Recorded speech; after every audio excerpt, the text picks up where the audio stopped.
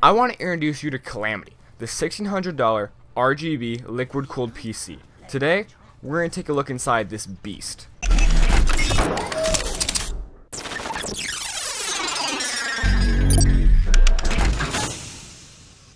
Let's jump right in the build. The CPU is going to be the i7-6700K. Now the K is important here because this build will be built with overclocking in mind. I actually own this exact processor and it really is one of the best ones you can get. The only one that's better and that's this consumer friendly and outperforms it is the 7700K, the chip that was released just a few months ago, and it's just barely better than the 6700K. And the older chip actually outperforms it in some tests, which is just crazy. Either way, you can get this one for a slightly lower price than the newer Kaby Lake stuff, so definitely hit up the Skylake. It's a really great chip, and you can always get an i5 if you want to cut some corners. Just make sure the motherboard is compatible before ordering your parts. The 6700K comes in at just about $310. Next up, I want to take a look at the cooler for the i7. Like I said, this build has some overclocking in mind, and because of that, we want a good cooler, and we are paying an extra premium for the K series processor. You're going to want to have that chip last a while. You're not going to want to burn it the first time you try overclocking it. So you're going to want the NZXT Kraken X62. This liquid cooler is not only good, but it's cheaper than the usual Corsair H100i, which can be considered overkill. Unless you really want to push the boundaries of overclocking and pump some speed into your chip, this Kraken will be fine. NZXT is a respectable brand. They make some great cases, and you can see them trying to work into other parts the same as Corsair. Corsair just recently made their first pre-build, and the NZXT is kind of doing the same thing. They're slowly expanding and making jumps to other parts of the market. This cooler is going to be really good, and it comes in at just about 160 bucks. The motherboard is going to be an old favorite. The Asus Z170 Pro Gaming is just a good motherboard. Obviously, it's LGA 1151, so all your Skylake CPUs will work. Maybe you have a CPU from an older build in your closet, so you can just pop that one in here and save some money. Asus, as a brand, is again very highly regarded in the overclocking community. If you watched my Kaby Lake video, you know Asus was a huge part in breaking the 5.0 GHz barrier.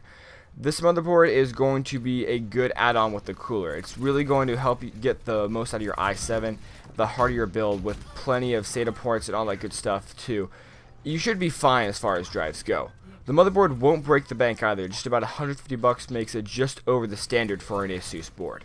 I say this in every single build, but RAM is RAM, and it doesn't do much. Yes, the price has been going up recently, and yes, kits are becoming more of a factor when you're planning a PC build, but at the end of the day, if the RAM works, there shouldn't be an issue. And there won't be. With this G-Steel Trident RAM, 16 GB of this stuff will run you about 180 bucks, and you could easily grab a different kit.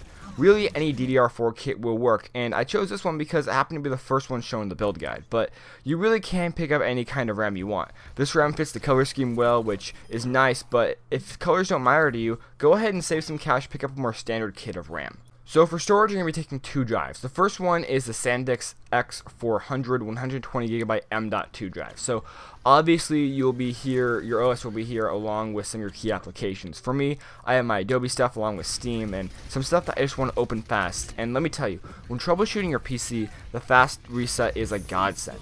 I worked on a PC without an SSD the other day, and it took me a good 2 hours to fix a problem I could have fixed in 30 minutes if Windows didn't take so long to load. The SSD is always a good thing to have when you're spending this much money. This particular drive will cost you only about 70 bucks, which is a really good price for a really fast drive. M.2 is like lightning, and this particular drive actually goes on sale pretty often. There's one on PC or Build a PC sales right now that knocks this thing down to like 50 bucks. So this is actually a really good drive, especially if you can find it on sale. And the second drive will obviously be the WD Blue 1TB drive. 50 bucks for a terabyte, and I've never heard of one of these things failing. They are apparently really good for long-term storage, and 1 terabyte, while not enough for a full library anymore, you can have all your normal games, Overwatch, Battlefield, whatever you need, you can put on that drive. So the GPU is going to be the main driver of this build. The one listed on this build is the Asus card, but I prefer MSI. It's really up to you. Either way, you'll spend between 350 to 400 bucks because you're going to buy a GTX 1070, and it's just a spectacular card, especially at 1080p.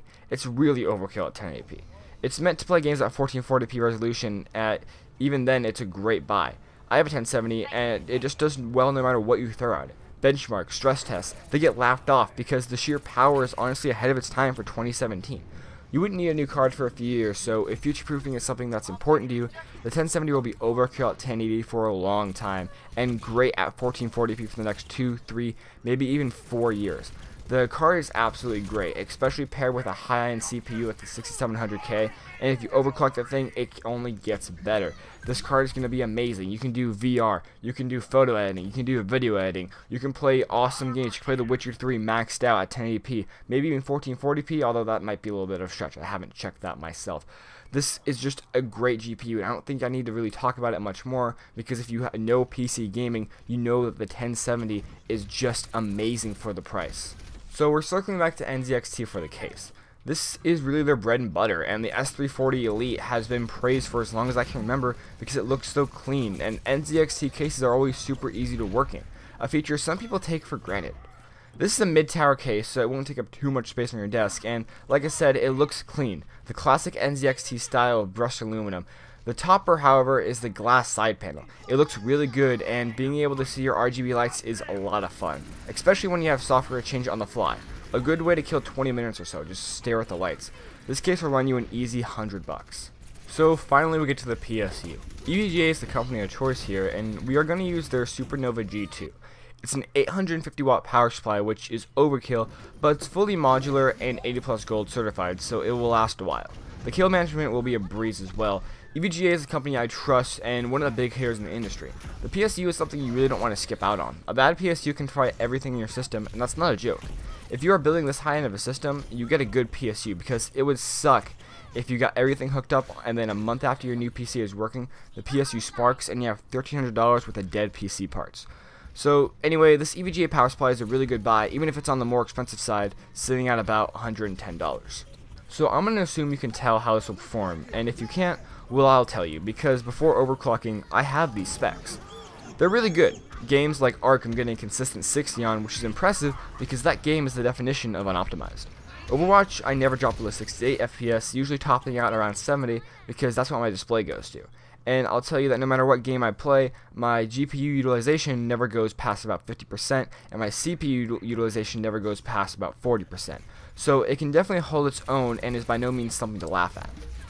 With that, my name is NZXT. If you guys enjoyed this video, if you guys have anything to say about this build, go ahead and tell me down in the comments below, and then while you're down there, give a like, then go in the comments and tell me why you like it if you did, and I'll see you guys in the next video.